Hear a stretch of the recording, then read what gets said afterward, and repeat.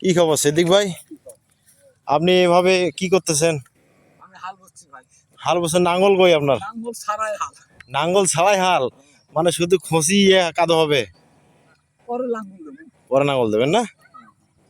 ঘোড়ার পিঠে উঠলে কেমন হয়? খুব চলে কিন্তু ফেলে দেয় শালা। ফেলে দেয় না? আপনি তো হাফসি গেছেন। খুব অসুবিধা।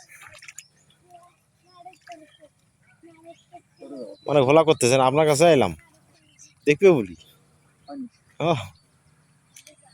হাফসি গেছেন তো।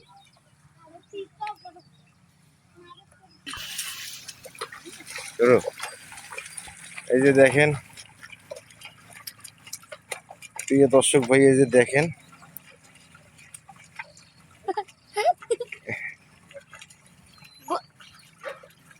মানে এভাবে কি শিক্ষা দেওয়া হচ্ছে না? হ্যাঁ হ্যাঁ, বুঝতে পারছি, এভাবে শিক্ষা দেওয়া হইতেছে ঘোড়াটাকে। এখন 1.5 মাস ইয়ে করলে